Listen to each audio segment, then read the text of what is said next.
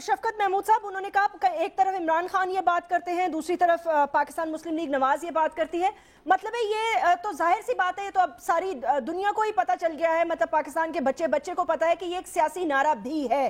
Long march کیا ہے مجھے سمجھ میں نہیں آ رہا، سونامی مارچ کیا ہے اور لانگ مارچ کیا ہے؟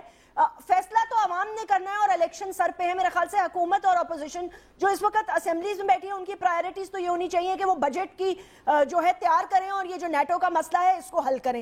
لیکن میں آپ سے یہ پوچھنا چاہتی ہوں، جو یہ عمران بار بار سونامی کی بات کر رہے ہیں کہ ایک بہت بڑا سونامی مارچ ہوگا، یہ کیا ہے؟ یہ کیا ہوگا؟ کہاں سے ہوگا؟ اس میں کون لوگ ہوں گے؟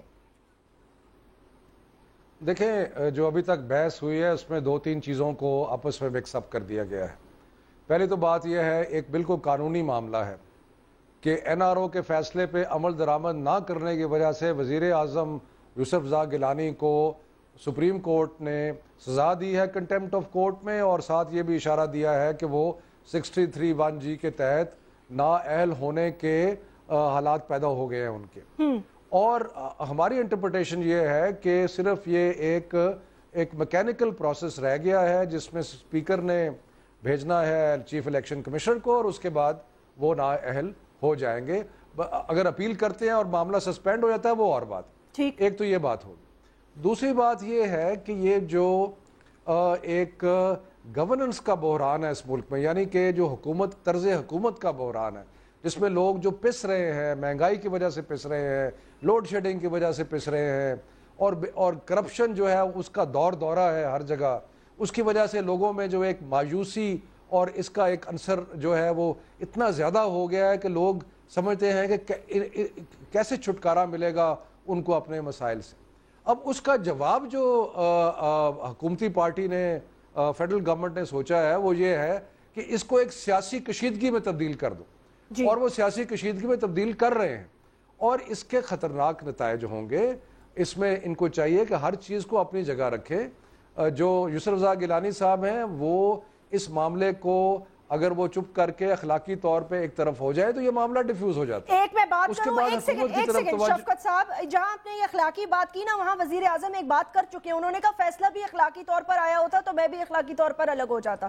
یہ کہا ہے، میں نے ان کی خود الفاظ سنے ہیں، ساؤنڈ بائٹ لگائی ہے۔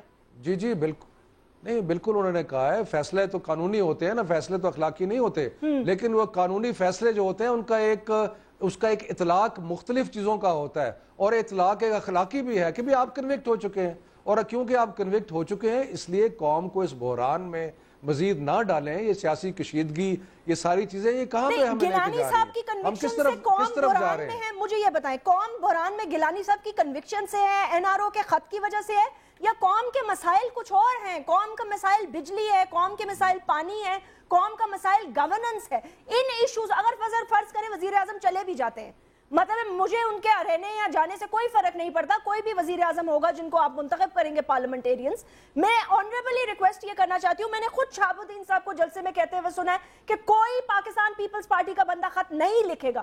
ایک کیا آپ 10 وزیر اعظم قربان کر دیں تو پرابلمز تو وہیں رہیں گی نا پاکستان کی۔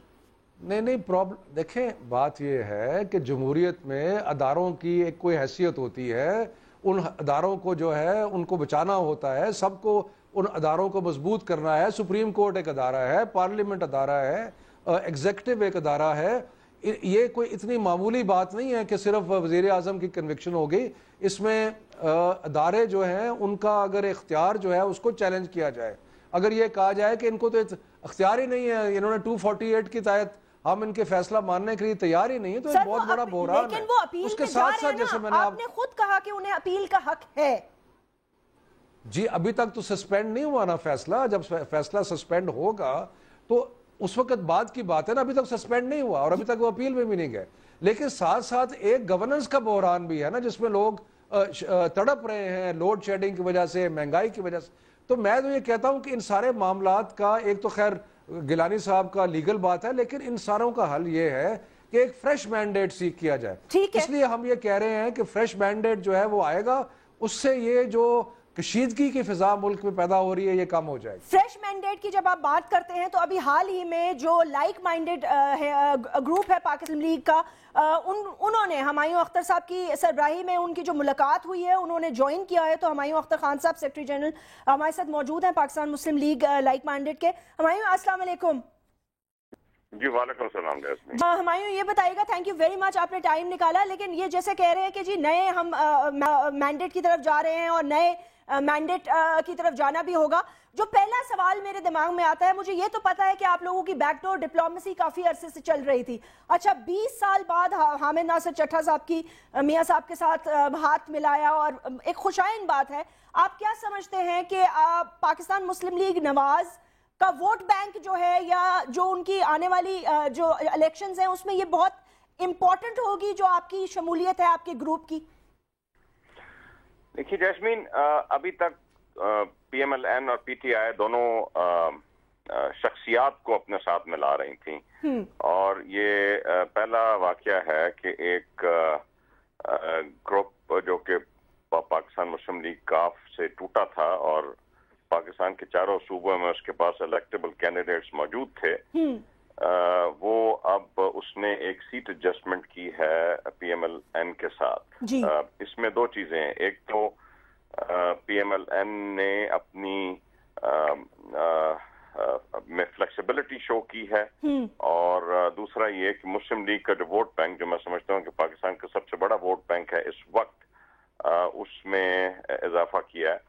تیسرا یہ کہ سندھ اور خیبر پختونخوا میں انہوں نے اپنے الیکٹیبل کینڈیڈیٹس خاصی تعداد میں بڑھائے ہیں، اور لاہور میں بھی اپنی پوزیشن پہلے سے بہتر کی ہے۔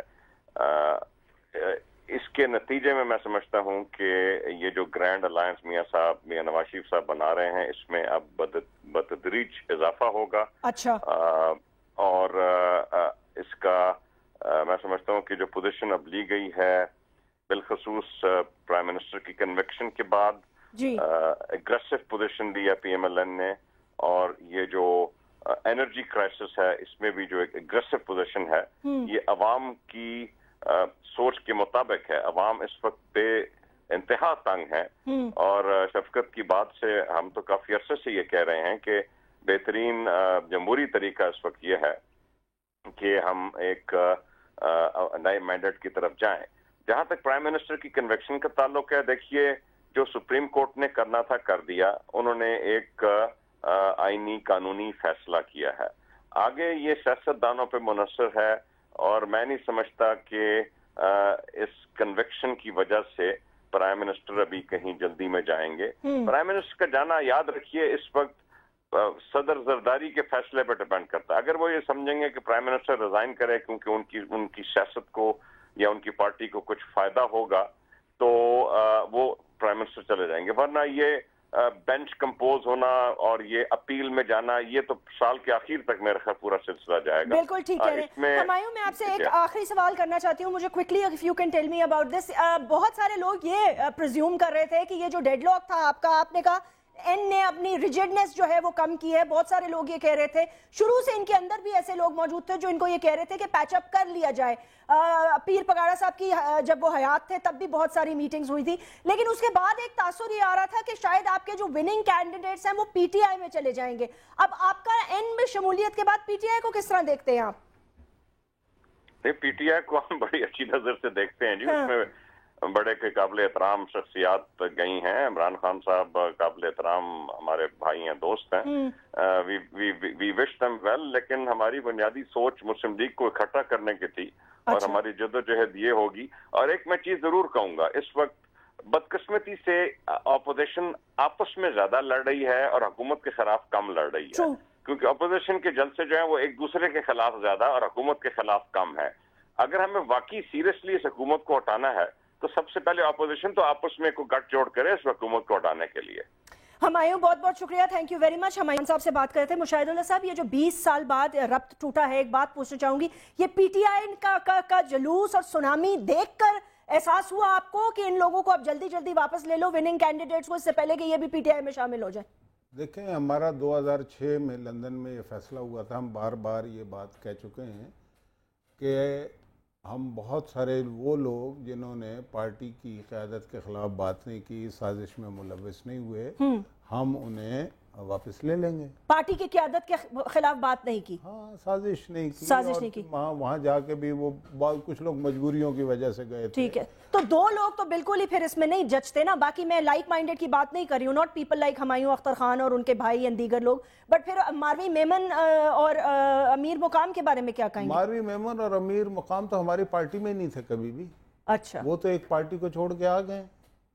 وہ تو نہیں، آپ نے کہا پارٹی کی قیادت کے خلاف جنہوں نے کبھی بات نہیں کی ہوگی، تو انہوں نے تو آپ کے خلاف جلسے جلوس کیے ہیں۔ ہمارے لوگ تھے، ہم اپنے لوگوں کی بات کر رہے ہیں، ان کے جو اب مثلا پیپل پارٹی کا آدمی بھی ہمارے ساتھ شامل ہو جاتا ہے، ہوئے ہیں، انور بیگ صاحب جیسے۔ ٹھیک ہے، انہوں نے ظاہر ہے پیپل پارٹی تو ہمارے خلاف کرتی نہیں، یہ جو آپ نے ابھی سٹیپ لیا ہے، یہ پہلے کیوں نہیں لیا؟ اتنی عرصے سے نواز لیگ کے ووٹ کو ہم سب ساری دنیا کہہ رہی تھی اینالسٹ کہ جی این کو اکٹھا ہو جانا چاہیے مسلم لیگیوں کو، تو آپ لوگوں نے یہ اب پی ٹی آئی کے ڈر سے کیا نا؟ ہر چیز کا ایک اپنا وقت ہوتا ہے، ہر چیز شفقت محمود صاحب ہنس رہے ہیں۔ بات یہ ہے کہ ہر چیز کا ایک اپنا وقت ہوتا ہے۔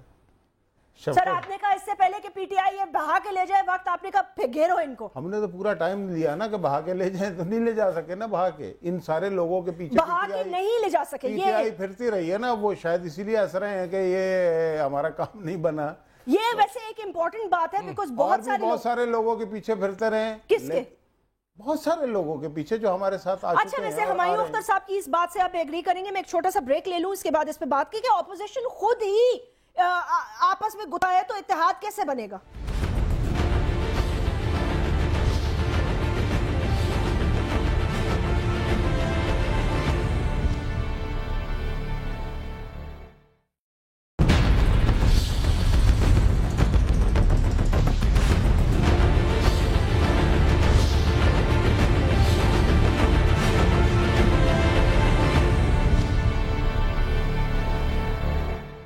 Welcome back.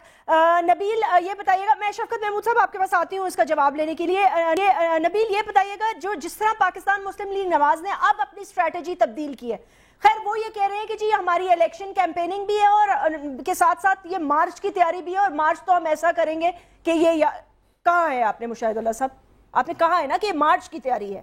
مارچ کی ہے، کریں گے آپ مارچ؟ بالکل کریں گے۔ ٹھیک ہے، اور کس لیے کر رہے ہیں؟ پاکستان پیپلز پارٹی کیسے سمجھتی ہے کہ اگلے جو الیکشنز ہیں اس میں آپ لوگ، مجھے لگتا ہے ہم شاید ٹو پارٹی کی طرف واپس جا رہے ہیں، کیا ایسا آپ کو بھی محسوس ہو رہا ہے جس طرح یہ اپنے لوگوں کو ساتھ ملا رہے ہیں جلدی جلدی، اور دیگر لوگوں سے بھی اب یہ شامل ہو رہے ہیں ان کے ساتھ؟ آئی تھنک یہ پہلے کیلنڈر دیکھ لے، مارچ گزر گیا ہے اور یہ اگلے مارچ 2013 کی بات کریں جب الیکشن ہوگا، اور میں سمجھتا ہوں کہ بہت ارلی جو ہے یہ سڑکوں پر نکل کر آئے ہیں۔ 4 سال تک ان کو فکر نہیں تھی، 4.5 سال گزر گئے۔ بڑا ہی اچھا ہوتا کہ اگر یہ جس طرح ہمارے ایک ساتھی نے یہاں بات کیا کہ پرائم منسٹر کو ہٹانے کی جگہ اگر یہ کہتے جو عوام کا مسئلہ ہے، پرائم منسٹر ہٹ جائے گا، پیپلز پارٹی کسی اور پرائم منسٹر کو لے کر آئے گی، لیکن جو ہم سمجھتے ہیں، ہم خود یہ سمجھتے ہیں کہ عوام کا مسئلہ کیا ہے، وہ یہی مسئلہ ہے کہ عوام کے پاس لوڈ شیڈنگ ہے، عوام کا بے روزگاری ہے۔ اس کے لیے اگر یہ لانگ مارچ نکالتے تو ہم پھر بھی ان کو ویلکم کرتے۔ میں خود ہار لے کر یہاں اسلام آباد میں ان کو ویلکم کرتا آپ آئیں کہ آپ لوگوں نے پبلک کا ایک ایشو اٹھایا، لیکن ایک نان ایشو جو ہے وہ آپ سپریم کورٹ کو، لیگل مائنڈ جو بیٹھے ہیں ان کو ڈیل کرنے دیں۔ آپ ایک جوڈیشری کو پہلے جس طریقے سے یوز کیا گیا، جوڈیشری کو بدنام کرنے کی کوشش کی گئی، اس انسٹیٹیوشن کو، اس کے بیک پہ جو ہے آپ بیٹھ کر یہ سمجھ رہے ہیں کہ پیپلز پارٹی کی گورنمنٹ یا ارلی الیکشن، دیکھیں اتنے سال آپ نے انتظار کیا، 4.5 سال گزر گئے ہیں، آپ اور 7-8 مہینے انتظار کریں، لیکن ریئل ایشوز پہ لوگوں کے آئے ہیں، لوگ تو ان کو دیکھ کر حیران ہوتے ہیں۔ مجھے یقین ہے کہ یہ جتنے ابھی ان کو کیا مجھے بتائیں کہ یہ بات کرتے ہیں کہ جی ہم فیڈریشن کی جماعت ہے، جو سب سے زیادہ فیڈریشن کے خلاف ممتاز بھٹو، اس کو انہوں نے صرف شامل کیا تاکہ لڑکانہ میں ان کو کوئی کینڈیڈیٹ مل جائے۔